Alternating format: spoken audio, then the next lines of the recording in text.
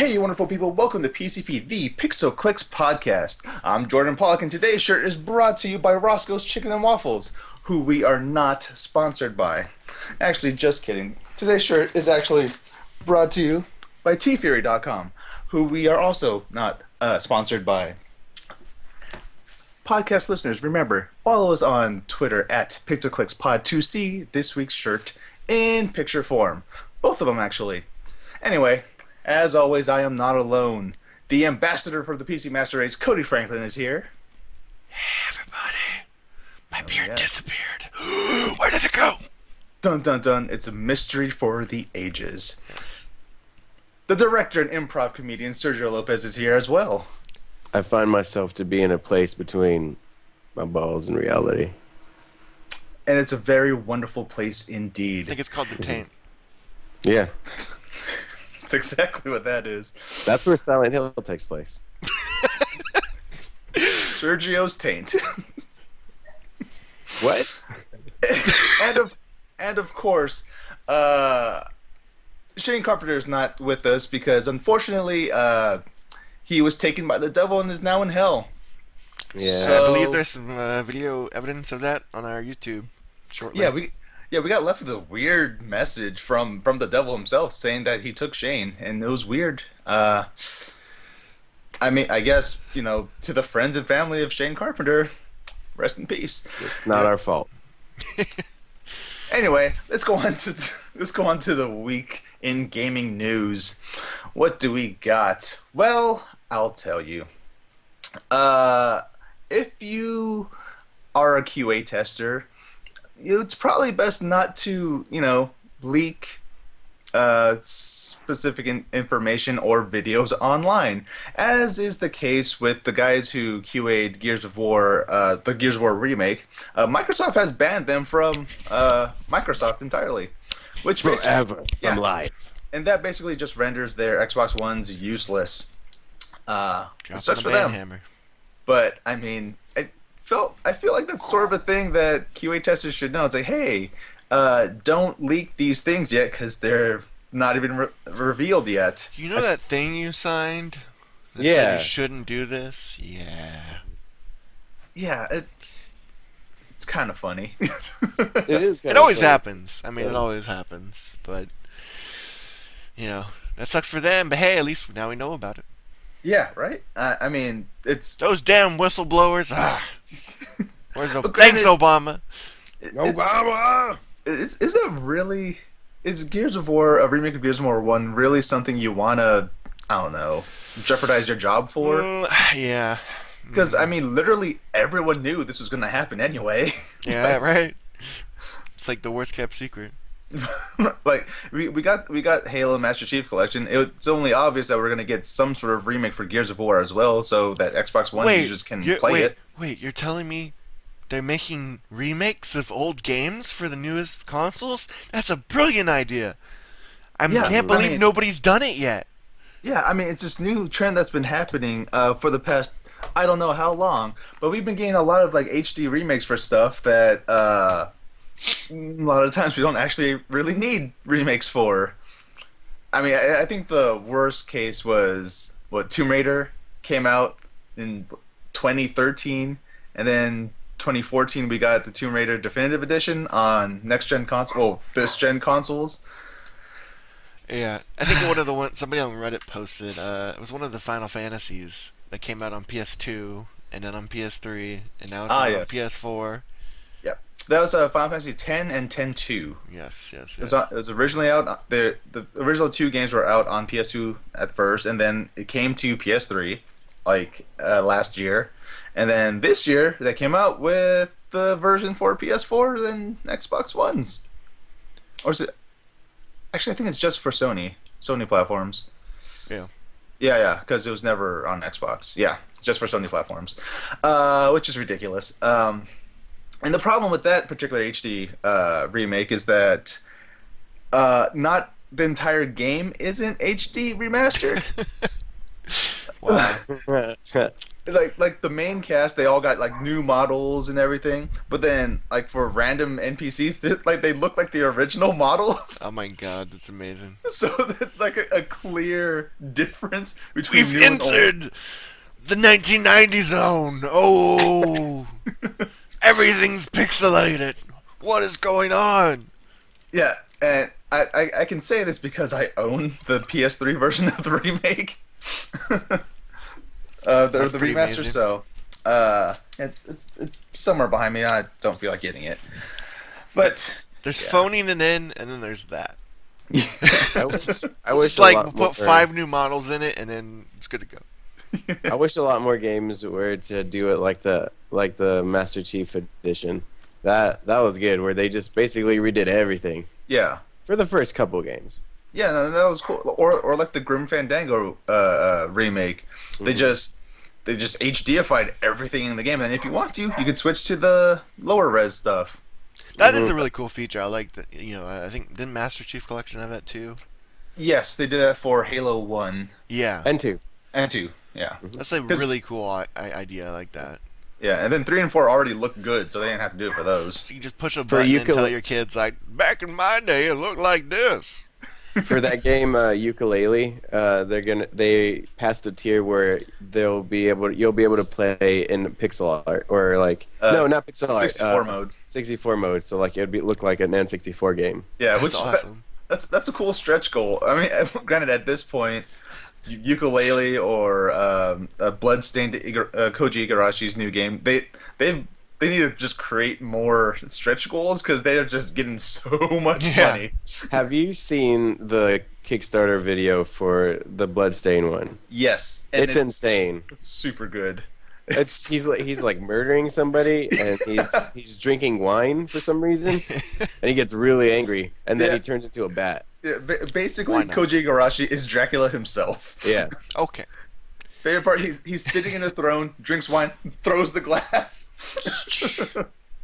Classic Dracula move. You know, you were talking about stretch goals, and that reminded me of the dev video. Wow, I'm saying a lot. Dev diary. Thank you, my brain. It's not here today.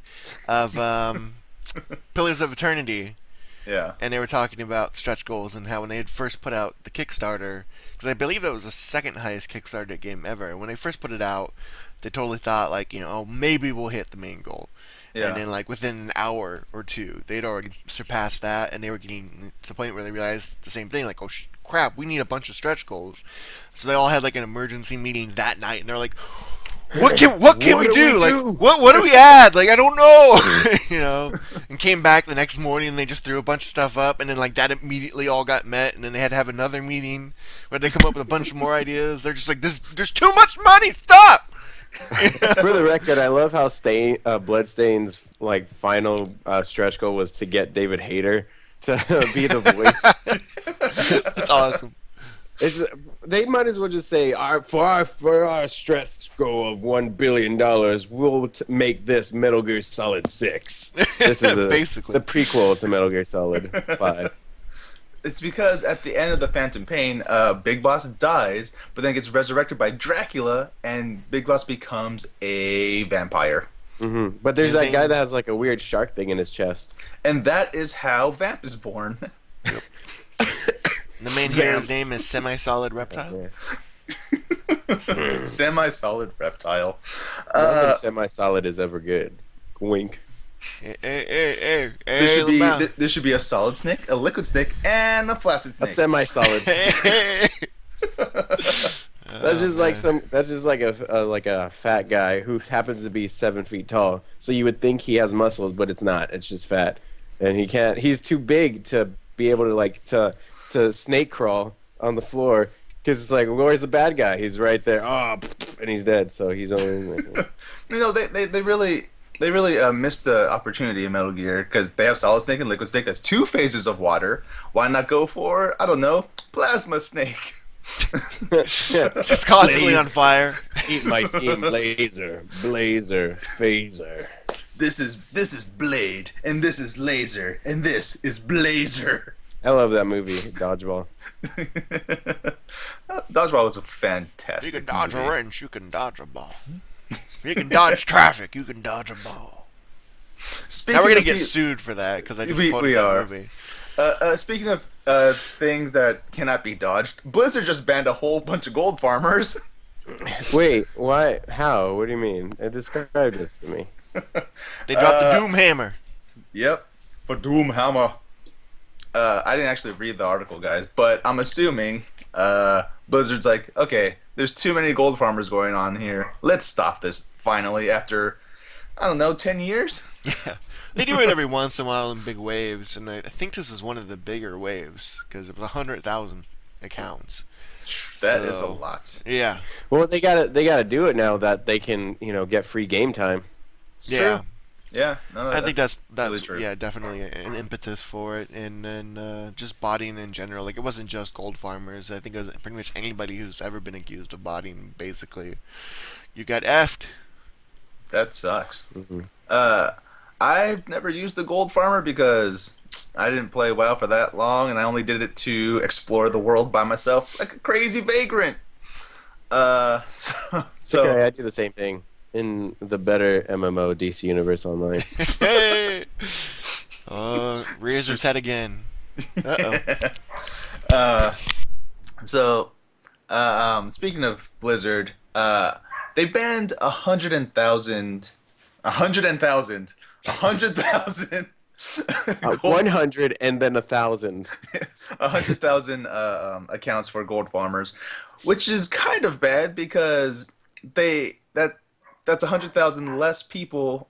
Did I say 100,000 less people from the 7 million that are still playing Huh? today? Were they really people though? Well, were mannequins really people when Pyramid Head did stuff to them? Yes, they were. They were. So I'm pretty sure gold farmers are basically like mannequins, and Blizzard is Pyramid Head, and he's just banning them. Yeah. Uh, yeah. So apparently the lead designer for the World of Warcraft weighed in on why there's still 7 million players still playing the game. Why? Uh, I don't know. I didn't read the article, but let me. Oh, okay. Well, we're doing our homework then. We're the best at this, guys. Oh yeah, we're totally so good at this right now. Let me actually find that article so we can talk about it. In the meantime, I'm gonna skip and talk about Del Toro is really sad about Silent Hills. While you look that up. Yeah, that's pretty much it. He's sad about Silent Hills. I don't know what else to say. He was just talking about like, man, we had this really awesome idea, and the thing about his idea was that he was talking about how he wanted it to be atmospheric and how the atmosphere was going to be what was heading the fear of Silent Hills, and that's what's great because Silent Hills or Silent Hill is traditionally known for its atmospheric horror. Yeah. Because the whole thing too is that all the characters kind of like Silent Hill, it manifests through the psychology of the characters themselves. So like the monsters are some part of their brain that is just psychologically sick. And then so if they would have just amped that up, because that's what really the essence of Silent Hill is, then that would have been amazing. Yeah. I mean, like, I remember I read an article about Del Toro talking about this, and he was saying how he really lamented the fact, like, he and Kojima were starting to have a really good friendship with one another, and, like, they're bouncing ideas off of each other. Like, yeah, this is going to be super cool. It's going to be so much fun working with you. And then Konami did what they did, and Del Toro was like, well, man, I don't have much of a reason to hang out with Kojima anymore because he's busy Yeah. trying to do all these other things, and man. He's a sad right now. He's a sad camper, and bless his soul. Del Toro wants to believe that there's still hope for it in the future. Because even during the interview, he was saying like, "Well, I don't want to give too much away." But excuse me, let me try again. But I don't want to give too much away. But what I like to say is that it's very good, and we try to intensify the atmosphere, and it's really cool and stuff like that. Yeah.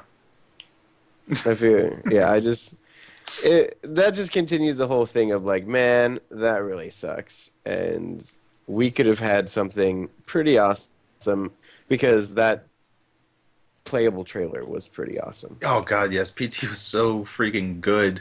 I wanted more of it. Like, Granted, I still haven't officially beaten it because I played it during the first wave of people, and I had no idea how to get past the end part. I didn't know how to say Jareth or anything else, so I was kind of screwed.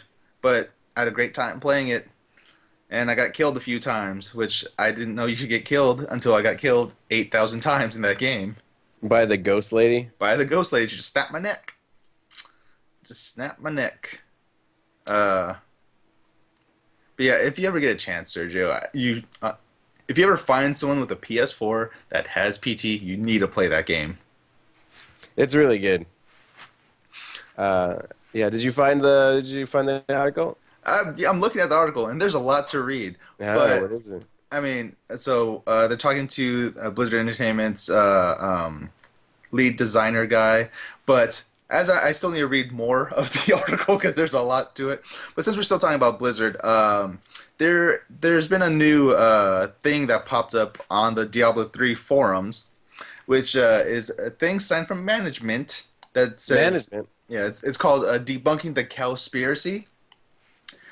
And basically, management is talking about how people keep saying, "Oh, yeah, there's definitely a cow level. We need to find this cow level and stuff." And the management is saying there is no such thing as the cow level. People, there's no such thing. We're tired of hearing all these rumors about a cow level coming into being in Diablo 3. That's a Diablo 2 thing. It's done. It's over. Don't have to worry about it anymore. So. Yesterday, nope, Friday, the 17th, nope, I'm trying to remember how days work. Yesterday or 16th. Or what? Okay. Yesterday's was the 16th. Yes, the 16th, something happened in Diablo 3. There's a small update for it. Great And, yeah, as some players have noted, as they're running around the forest or wherever they were, any of the random acts, they came across a cow like being that was called the Herald of the Cow Queen. And then once they killed this herald, a portal opened into this place called Not the Cow Level. It's literally called Not the Cow Level. That's wonderful. When you go to Not the Cow Level, you are attacked by not cow warriors with spears. They're called not cow warriors. No, they're actually called like bovine something or other, but But It's- yeah. it's literally the cow level from Diablo 2, but Diablo 3-ified. And it's cool. It's fun. It's filled with all these resplendent chests and stuff, so you get a ton of gear from it. Then you got to fight all these cow monsters, and they're pretty strong. And once you kill most of them, you run into the Cow Queen. Because in Diablo 2, you fought the Cow King and you killed him. I gotta tell you, this sounds like the ramblings of a madman. I 100% understand that, but I mean, when you find the Cow Queen, she has all her cow minions come and attack you, and when you kill all the minions and the Cow Queen, you get all this cool loot and experience, and it's super awesome. And then you can still go to Whimsyshire after that, where you get to fight all these teddy bears and unicorns and all these other cute little woodland creatures. Woodland creatures. What are you doing out here? I live the songs of the South. We look up, That's what's happening in Diablo 3. They're just reacting to songs of the South and just recreating it. Wouldn't that be the worst video game? Songs of the South. If you guys How can you subtly but not subtly be more racist? That's you guys, the game. If you guys don't know what Songs of the South is, it is an extremely racist Disney cartoon / live action thing starring this older black man in this, Who is a slave? Who's a by the way? slave in this like a Toonland sort of world. And he's like, life is great as a slave because I'm here with all the woodland creatures. And I'm here with my young baby white people, master slave children. And then he just tells the slave children stories Yeah, no, it's really bad, guys. by Disney. By Disney. Well, there was nothing saying that they weren't racist. Walt Disney himself hated Jewish people. True. So He did. yeah, I think there's like a. I don't mean to spread rumors, but I'm gonna spread this rumor that he, well, I guess like at one point in his career, just really hated black, not black, Jewish people, and just wouldn't let them come into his uh Domain. domain. There you go. I think that's it. You know, that's crazy. That's crazy. It's really. If you can somehow watch this video, it's bad. It's you know, there's you just need to watch a clip of one of the cartoon things, and it gets crazy. Yeah, it's it's just really funny that it's like looking back on Disney as a whole now, like just knowing that they have something like that in their vault is kind Yeah. of really funny. The thing is, they try to pretend it never existed. And when you go to Splash Mountain, you can tell they've toned down the racist voices. Yeah. Like the Brer Rabbit no longer is,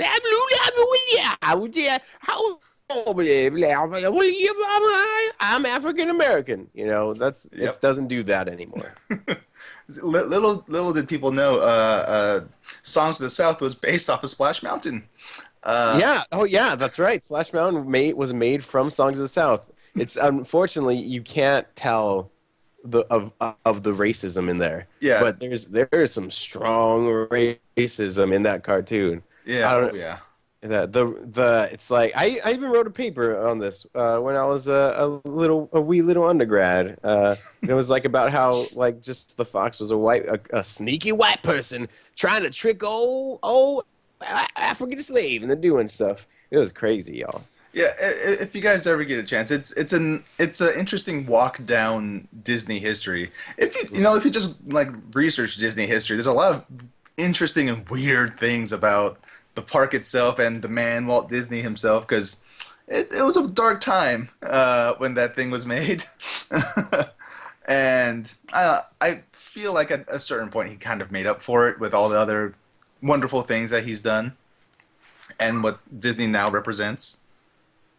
Yeah. Yeah, so Songs of the South, who we Yeah. are not sponsored by. We are definitely not sponsored by Sounds of the South. I'm just going to read a few things from this article about the World of Warcraft lead designer stuff. So this is from VentureBeat.com, or and their games section is called Games Beat. So they're talking to Ian Watcher Hazakostas. Ian has a coat. Hazakostas. Hazakostas. Ian Hazakostas. So GamesBeat asks him how much do you pay attention to the rise and fall of subscriptions, and Ian goes, obviously it was tremendously exciting to see the reception that Warlords got. It was gratifying for us. It affirmed that we had picked the right idea and the right setting for an expansion and managed to deliver on the experience that really got a lot of people excited about the game. At the same time, we try to be even-handed in how we consider what those subscriber numbers do over time. He talks on and on about stuff like this. Cody, do you happen to have a better handle on the 7 million? Perfect timing, right? thing? Yeah. For the record, you missed an incredible offshoot of what was. We weren't even supposed to. We were supposed to be talking about WoW, and then suddenly we somehow went to Songs of the South and racism. Man, I wish I was there. Continue though. Okay. Seven. Yeah, so the WoW stuff was definitely interesting because it's just been kind of a rough time with this expansion. I mean, I don't want to beat a dead horse. We've talked about it in past podcasts, but Beat it with a dead cow. yeah. TLDR basically, it's just there's not a whole hell of a lot to do, and PvP is completely broken for the most part. So people are pissed, as rightly are, and those kind of comments, I don't necessarily disagree or agree with them, but I can tell you the WoW subreddit, which has pretty much always been extremely positive about the game, even in the worst of times, Cataclysm, even then, it was like, let's see the silver lining in things. And that post and other posts like it recently have pretty much just been universal condemnation. Just people going, you're talking out of your ass. You don't know what you mean. You don't know what you're talking about, etc., etc. I mean, like, one of the things he says in the post is that, we never made people grind away on mobs.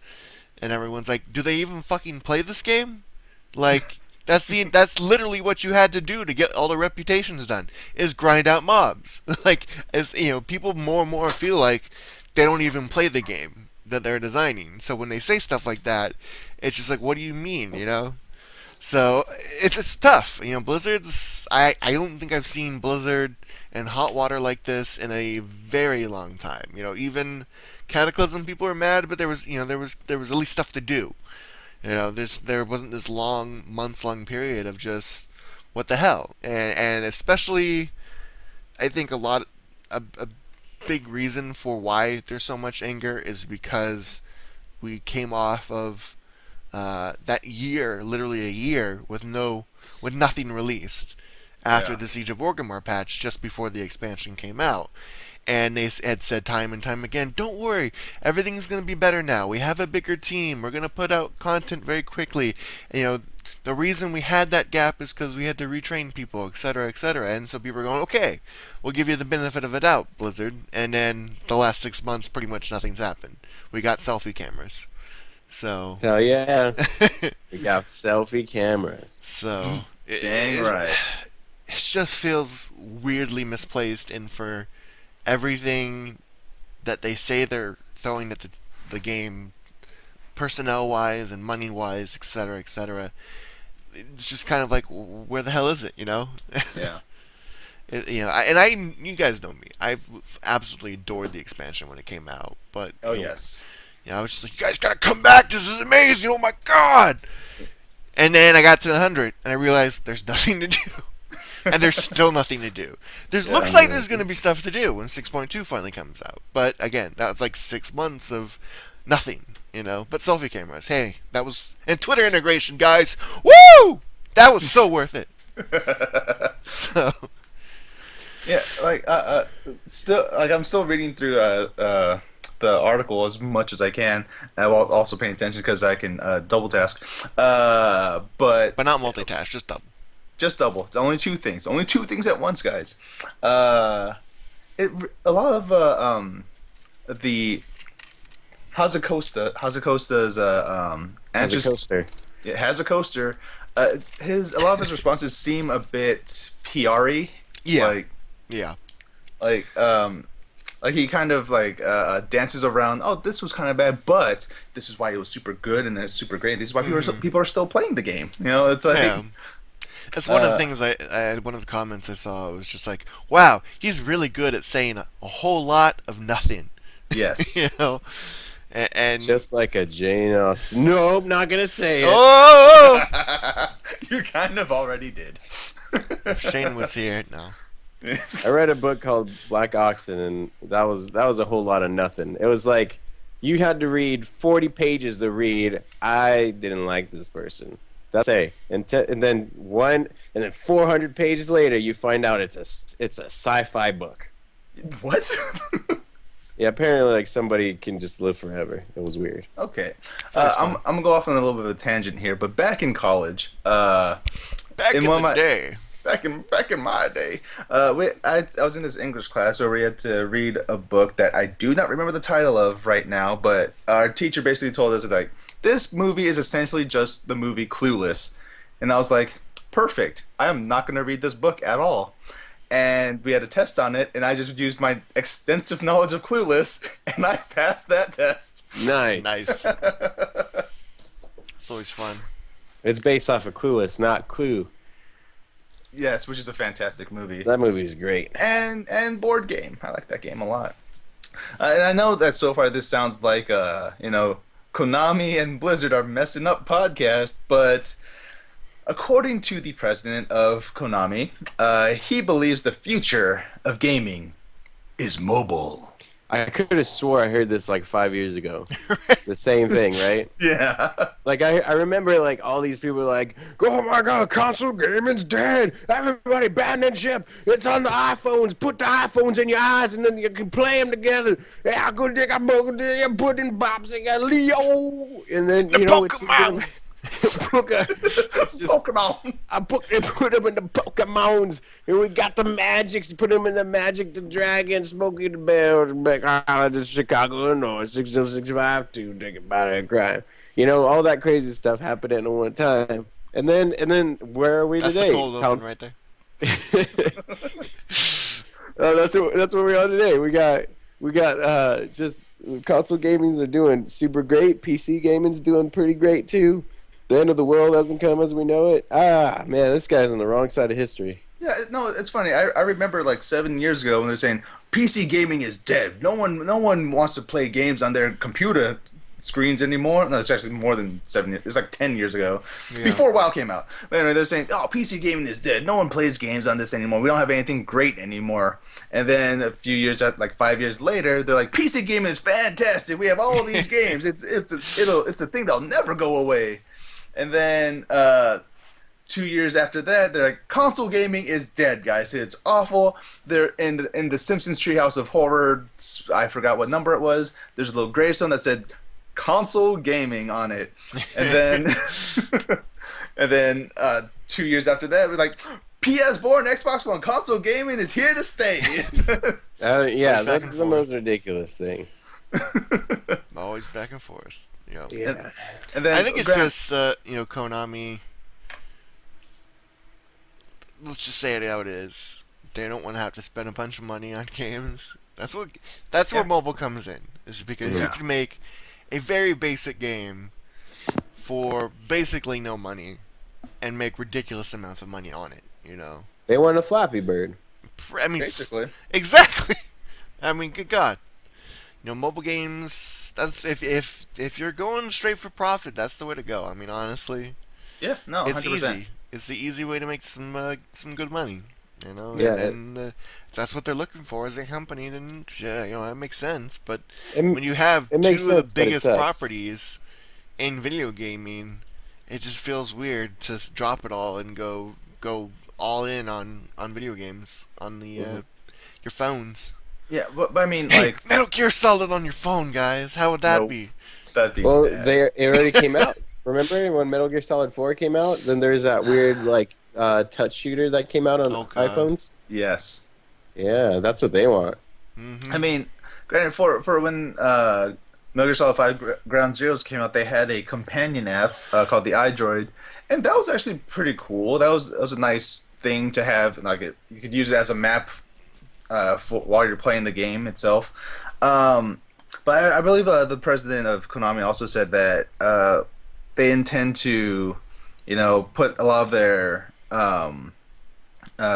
big name franchises onto mobile, and hopefully, and maybe that would make people turn towards the consoles. But they know that the money is going to be made on the mobile platforms, so they want to just drive everyone towards mobile anyway.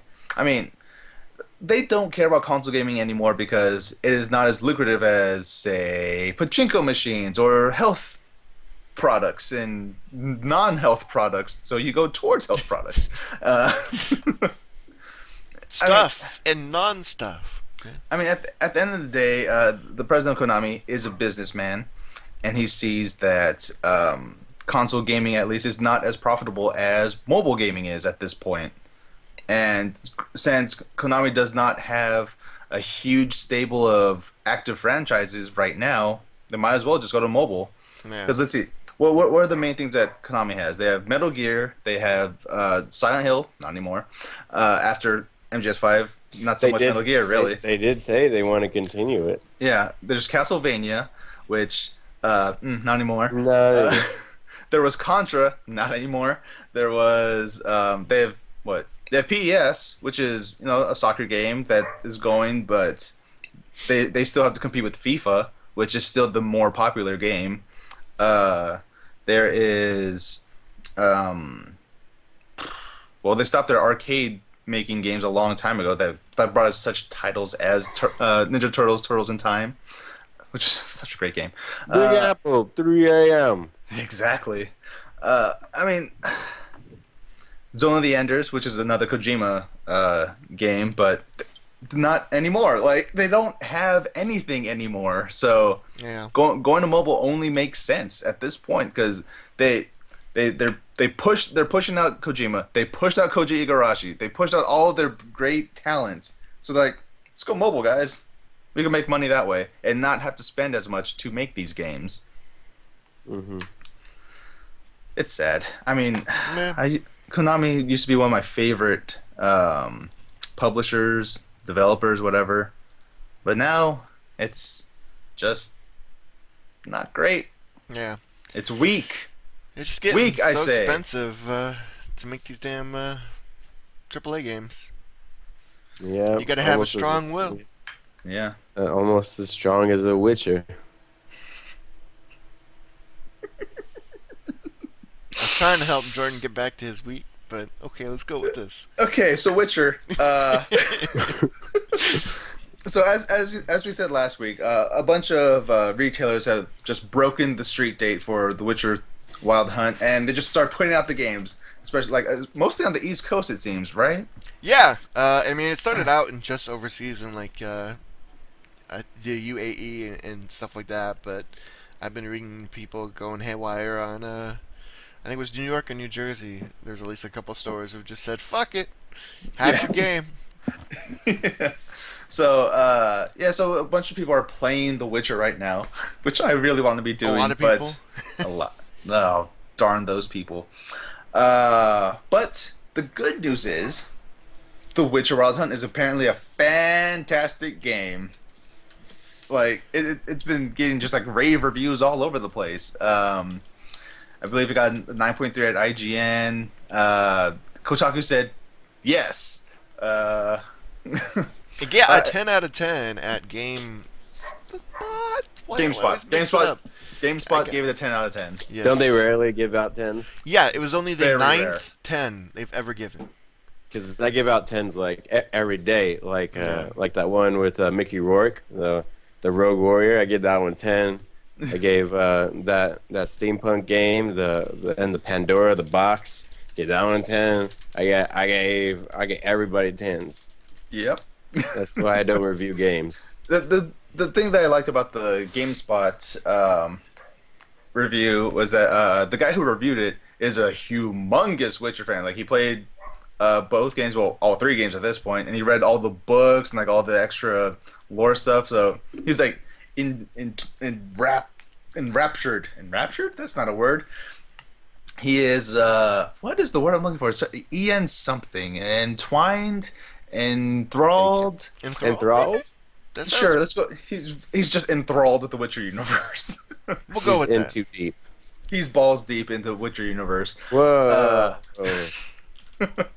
Yeah, he loves it. He loves it a lot. I believe that like the lowest, one of the lower scores that I saw was from Polygon, which was only an 8. But Polygon, enough said. yeah. Sorry, another tangent. I read an article that was talking about the problem with the Polygon the Polygon review for Witcher. Mm-hmm. Apparently, a developer, I forgot which developer he was, but anyway, he was just Witcher developer. Oh no, it was from a different company entirely. But he was criticizing the author for that review, Arthur Geese. Arthur Geese, Arthur Goose? Arthur Moose. something like that. Right. But Close he was, enough. he was criticizing him because apparently one of his bigger problems with the game is that it was overwhelmingly misogynist, and it lacked non-white characters. And that was like the big two reasons why he didn't quite like the game as much as everyone else did. Oh, there's non-white characters. They were the monsters. You're supposed to kill them. I mean, You're not wrong. Oh man, technically I'm not wrong. That's the sad part. Yeah. I don't I haven't played the game, so I don't know where Arthur Geis's criticisms came from. I just thought that article that was critical of him was interesting. Yeah. I I feel like mean, it's a medieval game yeah. based on Polish, like Polish lore. Scandinavian, Yeah, Scandinavian. Thank you. Scandinavian, lore and mythology and stuff like that. So I mean, Yeah. me- medieval times are incredibly bad for women. So if you're trying to portray Yeah. that realistically in a story, I mean, sorry, it's and as a counterpoint, like the mages are pretty much all females, and they literally like pretty much rule everything from behind the scenes. They're And then you play freaking as Ciri, badasses too. in there. Yeah, and Siri, yeah, Like she's amazing. who's like the person that could just destroy everything. Yeah, she's, Yeah. she's And, pretty much you know. Jesus, you know. Yeah, and Siri can tell you where to hide a body. You know, one of the weird complaints I heard from anything. I mean, what I'm trying to get at is Matt wrote Mad Max. There's weird people complaining that game is like too feminist. They're like, I don't like my action where girls are just killing, are just badass. I hate it. I don't understand. And that's like the dumbest thing ever. Like seriously, I'm just saying. Yeah, no, it's weird, just weird criticisms. Oh, and I want to say, and then people saying there's not any non-whites. I'm like, again, Scandinavia. Boom. It's Yep, that's what I was it's gonna about say. as white as you can get. Yeah. I mean, to be real. I So- believe that article that was criticizing Arthur Gies was saying this is a man who loves Game of Thrones but has problems with The Witcher. And Yeah, it's the same thing. yeah. If anything, Well, no. like women are Hey. treated even worse in Game of Thrones. In Game of Thrones, white people have sex with each other, so that's a knock against them. That's one. And Yep. also, there's this badass Samoan, but he died from a paper cut. So never mind. Just that's the only thing. Yep. Never mind. Yep. Aquaman Well- died from a paper cut. So the subtext of Game of Thrones is basically saying that all Samoans are weak to paper cuts. Paper beats Samoan. Paper Rock, beats paper, Samoan. Samoan. Oh no. So But yeah, I don't know. That I can't wait to play The Witcher. I cannot wait. yeah.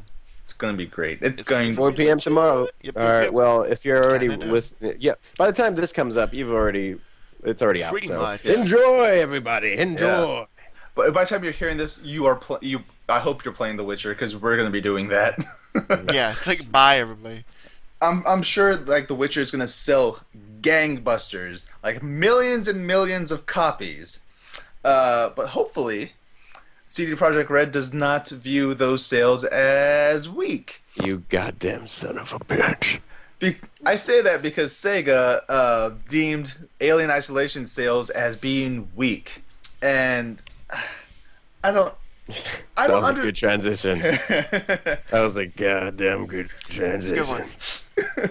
I don't understand what the like why these companies are saying, oh, we sold X millions of copies, but that's weak. It sold 2.11 million units, and those are weak sales apparently, according to Sega.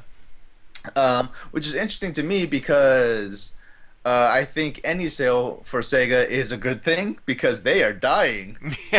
Well, I guess it's in context of how much did the game cost to make? Do any of you guys know that? Is there any way we could find out? Because that might be the indicator. What if this game costed $20 million to make? You know, I'll It's- look that up right now. And while you're doing that, it really comes down to it's the same controversy that was over Tomb Raider. Like, didn't they expect Tomb Raider to sell something ridiculous like 6 million copies? Sega Yes. seems to have just obscene ideas of how many like copies they're gonna sell of a game. You know, Yeah, I remember when that- honestly, like Everything happened. Alien Isolation was dope, but it's kind of a niche game in a way. Cause Oh, it's a horror very games- niche game. Do you think people? I don't think that Amnesia sold like that much. Like, Right. that's a niche game. Right. You know, and 2 million copies for something like that's really expecting a lot. Yeah. And so first expecting of all, the more game- than that, yeah. The game is hard. Yes, it is based on a property that everybody knows, but the game is hard. There's not very much combat in it. There's a lot more running away, even though you're fighting androids sometimes, and people. And it's like I said, it's more in line anyway with Amnesia and all that stuff. And a lot of people get frightened away from that because of how hard it is. Yeah. So I don't know. I mean, if they want it to be to like sell, gangbusters, it has to be more in line with like the Call of Duties where it's super easy and mainstream. Yeah. I guess like more like Colonial Marines, but working actually, and Exactly. Yeah. not lying to us. So. I don't know. Yeah, I don't know what they want. I love Tomb Raider, and I don't understand how they were just like, oh, this was a disappointment. Like I thought that was amazing, and that was pretty mainstream too. It was very in line with like. And it did very good. Like it Drake. sold a lot. Yeah, of it was really copies. good. But it Man, didn't that sell was 6 awesome. million. But like nothing sells 6 million except like Call of Duty and maybe Grand Theft Auto. I don't know. Like that's about it. Like you're not gonna get numbers like that with Tomb Raider. Like it's popular, but it's not that popular. Very So, true. Especially a remake of a game like that, where people were going, I don't know, like we'll wait and see if this is good or not. Hopefully, like I would like to see a sequel to Alien Isolation. So Yeah. hopefully, this will be indicator of that. I mean, we got a sequel to Tomb Raider, so maybe I don't know. Yeah. No, But then it's again, good. that's after they re-released Tomb Raider to the to Xbox One. Getting back to PS4. our old earlier point about remakes. Yeah. HD editions and whatnot there. Definitive Crazy. edition. That's like God. I just love PR and like marketing terms like that, It's the definitive edition. It's the ultimate edition. Yeah. The handsome edition. Yeah. The Handsome Collection. There's handsome, ultimate, complete, definitive. Or Game of the Year, and then there's like Game 10 of the Game of the Year. Year edition games. They're all apparently Game of the Year. There was like one time a game that wasn't Game of the Year released a Game of the Year like edition. I don't remember. That's ridiculous. That's ridiculous. How ridiculous. I don't know why Ridiculous. it's so freaking hard to find Sales the budget. figures? Yeah, All bad budgets, yeah. yeah, the budget for Alien Isolation. like, I know it's so hard. It's like people are working against you, like a syndicate or something. yeah, it's like a weird Victorian London gang that's working against me, as they will in Assassin's Creed Syndicate. Yeah, that was a double team. All right, you and me Yeah, got that one. yeah, he got your back on that one. Set you Uh, up. Yeah, Assassin's Creed Syndicate was revealed this week, last week when you guys That are was- listening to this. Though technically it was revealed a long time ago on accident. It was leaked back December 2014. It was at the time it was called Assassin's Creed Victory, but then there was reports that maybe they changed the name to Syndicate, and we found out that yes, the name is now Assassin's Creed Syndicate, which takes place in 1886 London. I just pulled that year out of my Yeah. backside. I I think it's you're like right. 1666, not I don't know. I think it's 1886 or 1889 or something like that. the Order 1886. Yeah, it takes place around the same time as the Order, like, No. except there's no werewolves involved apparently, which Maybe already there are. strikes against it. Maybe they are. Uh, I'm gonna look this yeah. up because I'm curious. I'm pretty sure it's like 1666, but. but yeah, so Assassin's Creed. As Oh, you you're guys right. 1868. know- Boom, baby. Okay. Good for you. That's Yeah, so it takes place in Victorian London. It stars Jacob Fry and his sister. I don't know because in the commercials they don't show her. Yeah, exactly. It's Which I think is funny. I think it's funny that they're like, hey, so you play as two main characters, as French Fry and and Sister Fry. yeah. Sister Fry. It's heavy. And the thing is, it's just, and they don't even show the sister at all. Well, in the box art you can see her, but you can't tell that she's a main character. You just think Yeah. of her as some of the guys in the back. It's just like, what? is going on? And you say there are two main characters, but the guy is clearly out front. Yeah, Yeah. no, it's really weird. But then, granted, when you think about when it comes to marketing and who developers and publishers want to market to, it's usually the dude, bro, who wants to be a badass assassin. They don't want to be some, you know, very tactily. I cannot Yeah. speak right now. Yeah. A Bad day for all of strategically us. minded woman who is also agile and as much of a badass as the dude bro main character is. You know, this makes me think of when BioWare made two covers for Mass Effect 3, where one of them was for the girl, one for the guy. Whatever you Yeah. want, just flip them.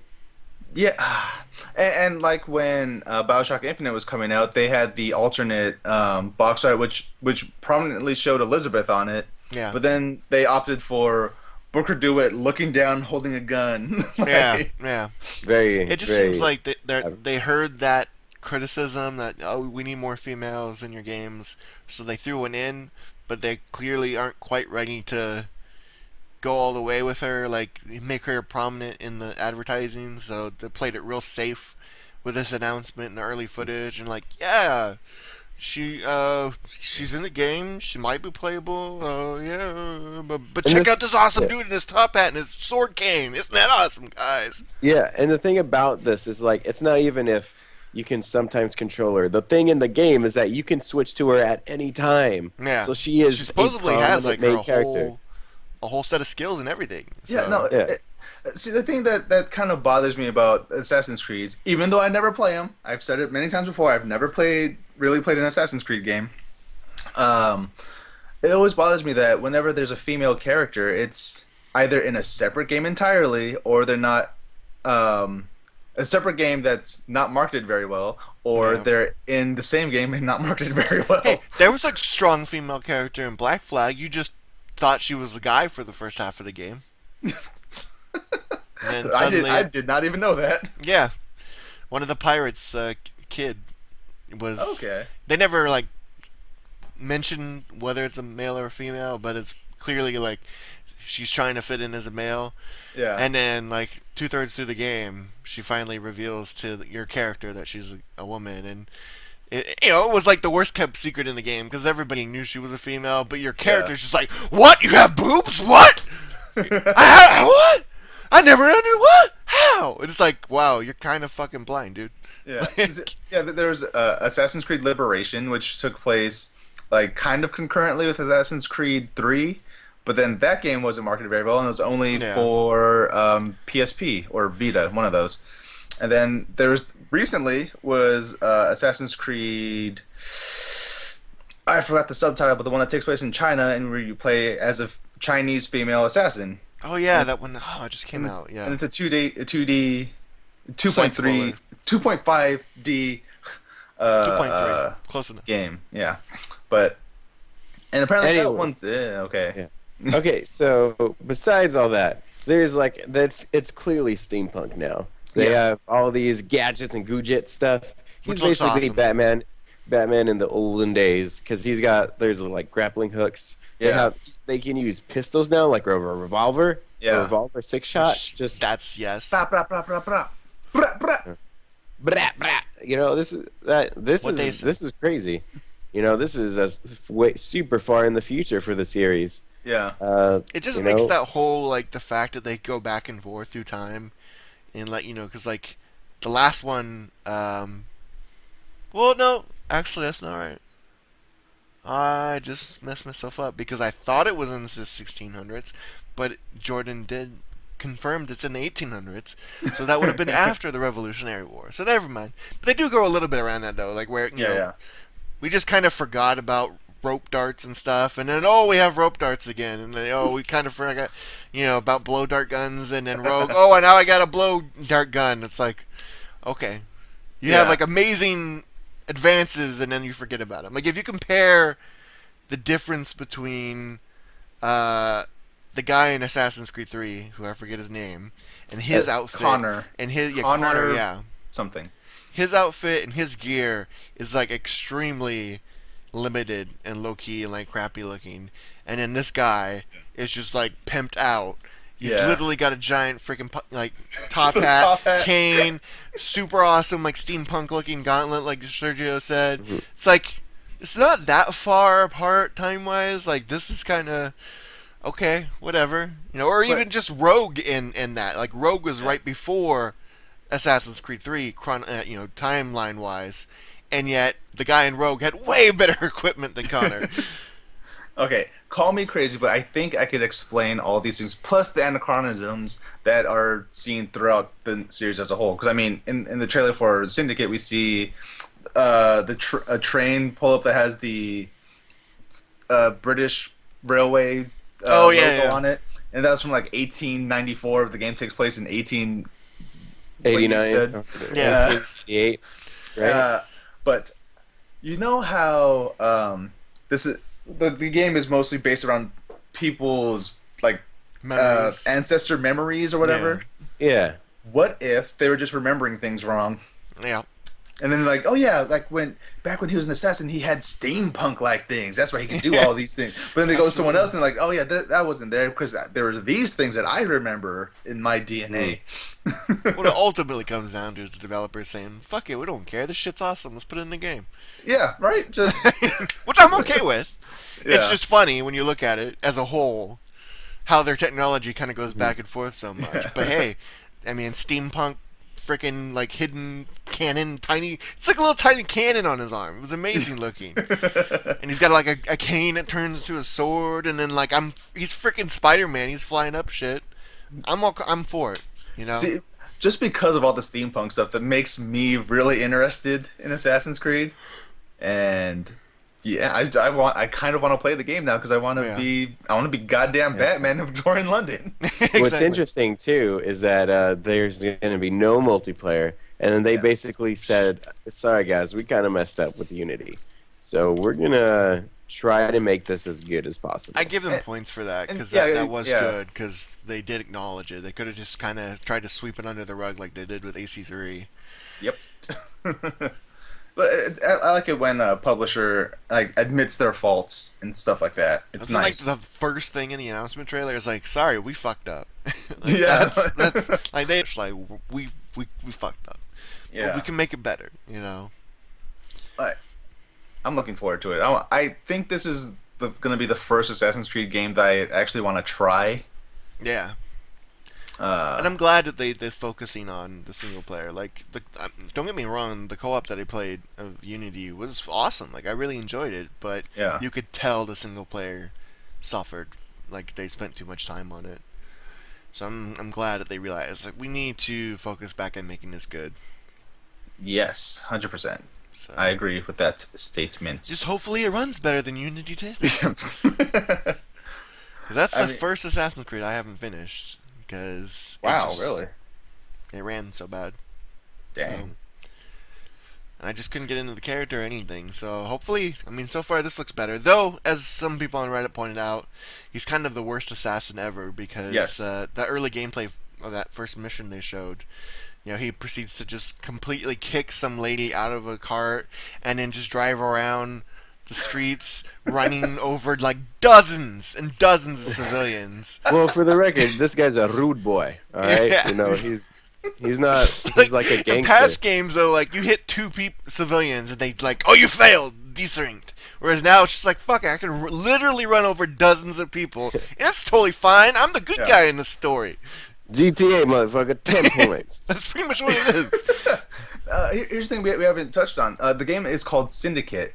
So I'm assuming in this game you're actually going to start building like a gang sort of thing, right? Like, Yeah, that's the big thing is they went back to the Assassin's Creed 2 Brotherhood system of actually having Yeah. other assassins and building up a bit of an army. As though this one sounds not so much like you're building an army of actual assassins as much as, like you said, just kind of a bunch of ruffians that are Yeah. trying to free the people and ooh. down with the East India Trading Company, which is Templars. I hope so Of course. because Brotherhood was my favorite, and if they made all of them like Brotherhood, I Oh, yeah. thought it'd be great. Yeah. And and one of the other big changes too, story-wise, is as our friend Beth Elderkin pointed out in her own article, yeah. it's the first Assassin's Creed where religion's not the bad guy. Yeah, right. Now it's like big capitalism and stuff, which is Yeah. I'm interested to see them explore that, because the modern storyline, what little they touch on it anymore, that's what it is. Abstergo is not a big religious organization anymore. Like, they own Yeah. all the businesses. Like, they are Apple basically. Oh, I'm not getting hired by Apple. Um, but so it'll be cool to see them start transitioning away from, hey, religion's bad, okay, and now it's more, hey, rich people are bad, okay. Yeah, which I mean, it was going to have to take that turn eventually, anyway, because that's Yeah. kind of the world we live in now. Like, it's not so much people view religion as the end all be all; it's mostly business now. Yeah. We are the 1%. 99%. Exactly. And the other 1% is assassins. Pretty much. Especially in the modern storyline. God. Yeah, so I believe we hit everything that we can think of for this week. So I guess that it's time to go into my favorite section. What are you playing? What are you looking forward to? Woo! Let's start with Cody. What are you playing? What are you looking forward to? Oh, wow. Can you guys guess? It starts with a G. Grand Theft Auto. 50 Cent, Blood in the Sang. Grandia. Grandia 3. No, I still haven't Galapagos beaten. Island, Nutbusters. Guns of Icarus. I did see that Gyarados' Destruction. Guardians of New Earth. Godzilla's Worst Day Out. Gentlemen in the Sack. Groups Haven't heard of in that one. Tater Tots. Grapes and More Grapes. Starring Grape Ape. Gulping Grapes. Gundam Fury Man. Guns and Men. That's Guns the next and Call of Women. Duty. That's Next Call of Duty, Guns and Men. Call of Duty It's pretty Guns much- and Men. No, actually, I've been playing Guild Wars 2 some more. Did not think of that one. Like, yeah, right. That damn You PvP got- in you that got a game, it's got me by the problem. balls, man. I love that PvP. And actually, no, I haven't finished Grand Theft Auto. I still need to go back and finish that. I just kind of got bored, and I took a few days off when they had that whole "we're banning people for using single player mods" thing, and I was like, well, shit, I don't want to like go in until they fix that, and I just never went back. Yeah. So, and of course, I think you guys know what I'm excited for tomorrow at 4 p.m. Witcher, baby. Oh, already preloaded. Hell yeah, Witcher. Yeah. it's happening. Cannot wait. I'm slay some women and bang some monsters. Wait, that's And that's shave some beards. shave some beards. Yeah. It's dynamic beard growing. You know, it's just I feel like we should all kind of record our own individual playthroughs, but then I don't know how we should do that. We'll just put them all together and like not tell anybody which is which. I got it. We should just put them. We should record them all and then put them in one video where we're all at the same time just playing it. So, where you have to leave the audio on for all of them at the same Absolutely. time. Absolutely. It's gonna be like 3 hours of me standing out in the middle of a field, like wandering aimlessly. Mm-hmm. It'll be me 3 hours of me trying to have sex on a unicorn. Mm-hmm. It's gonna End be up a like good, Conan. good time. So Sergio, what are you playing? What are you looking forward to? Well, I've been playing Dark Souls, and let me just say some mistakes have been made. Oh, Um, yes, I was there for some of it. He was there for some of them, and it was a very learning experience. Get Hard premieres or is the first video comes tomorrow, and since this is I'm gonna be making mistakes all the time. I'm gonna be releasing 15-minute segments every day, Monday through Friday only, and then because trust me, there's a million videos already, and Yeah. I went on our YouTube page and I was like, what the hell is all this? Okay. yeah, Sergio got and- hard all over our page. there is one part of a stream that I'm glad none of you guys are gonna see because it was just a sad look at a man who was slowly descending into madness. And the worst part was it could have totally been avoided. Now, why did we not get this recorded? Because I want to see. Well, well, you could see it on our Twitch page, but the reason why we can't see it is because it was literally, all right, 2.5 hours of me shooting arrows at a dragon's butt. and this was like going into at the midnight, and you could just see my eyes and my body just slowly become defeated as I rambled on about nonsense, like the physics of dragon butts and how dolphins could have hands in a prior life. It was ridiculous. But so what I did was I shortened it, that part, and I took out the 2 hours and just made the actual shooting at the butt like 10 minutes, so you guys get the beginning ideas of how it went. But then it goes straight to after I get the Drake sword, so it's almost as if nothing had happened. But in other words, that game is hard. Shout out to it's Sergio really for another week's podcast title. He's Yeah. totally naming this 2.5 hours of shooting arrows at a dragon's butt.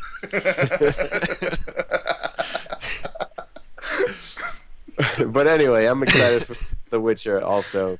Everybody totally got me hyped up for this. But I'm also excited for Batman, which comes out next month. That's going to be dope. True. You know there's a crossbow in The Witcher. And there's dragons.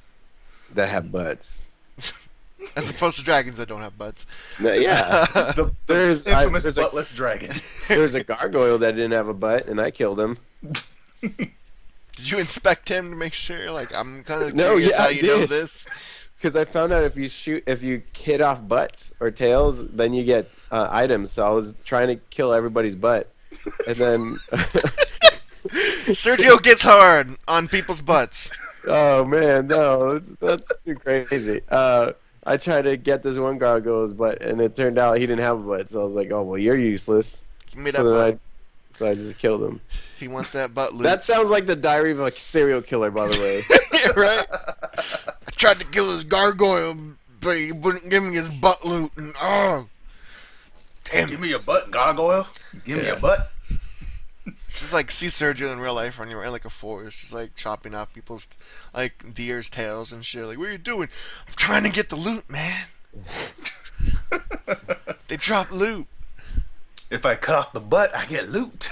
Some So strange serial killer running around, stabbing people in the butt. Need the loot. what would be like the name that he would get? You know, because you have, you know, I bind, torture, kill, the BTK killer. You know, you got cool names like that. What would the butt slicer killer's name be? The booty call. The Call booty of call Booty. bandits. The booty Call call bandit. strikes again. Anyway, what I am playing this week, I've been playing a lot of Diablo 3. Coincidentally, I just started playing Diablo 3 again, and then the whole Cowspiracy thing started happening. So I was like, this is cool. So I got to kill the Cow Queen. That's Got right. Got to put Did you my guys talk blade about that? right in her face. Yes, we did. We did Okay. talk about that. What are you gonna say? You missed the ramblings of a crazy person when it came to that. I look forward to setting this podcast up tonight. Because if you guys get some messages at 2 in the morning on Facebook, it's because of me watching the Sergio and you talk about butts and stuff. That's gonna be great. I like waking up to messages like that. You're talking about butts again. What else have I played this week? No, it's mostly just Diablo 3. Yeah. That's so really the only thing I've played this week. Because I'm just waiting for Witcher. We all are. That's man. the only thing on my docket. Give it to me! I just want it in my body. Inside of Want me. Geralt inside you. Oh yeah. So yeah, just playing Diablo 3, waiting for The Witcher. That's what I'm looking forward to, and I'm also looking forward to Batman. But that's a month from now, so I'm gonna play The Witcher until then. Hey so Shane, you're gonna- what are you looking forward to? Oh, that's right. You're in hell. Yeah. Shout out to Shane, keeping it real in hell. Let's pour some out for him. Fly like a bird and one of my way. Follow me and my homies. And on that awesome Nelly Furtado interlude, Which we're that totally gonna get muted and like banned and stuff. No, it has to be longer than 15 seconds. Oh, is that how it goes? Yeah. but it Yeah. was too perfect, Sergio. That's the problem. I know, right? It was spot on. Couldn't tell the difference. It was like Nelly Furtado was here in my ear holes. So this has been PCP, the Pixel Clicks podcast. Thank you all so much for listening. Remember, go to Facebook, I just blanked out. Facebook, YouTube, Twitch.tv. Search for Pixel Clicks Podcast. Go to pixelatedgeek.com and read our articles. Just search Pixel Clicks Podcast to see the podcast there. Look for our names in the article, bylines, and all those good stuff. Follow us on Twitter at Pixel Clicks Pod. That's Pixel Clicks Pod because we could not fit the cast. Send us your emails and all that fun stuff to our Gmail, pixelclickspodcast@gmail.com. We look forward to reading your wonderful, wonderful emails. Find us all on Twitter. I'm Jordan is a bear. Sergio's yes Sergio. Cody is Cody_Franklin_. The dead Shane Carpenter is at Cartoonic21, and the show is again at Pixel Clicks Pod. So, thank you guys. We'll see you next time. Bye.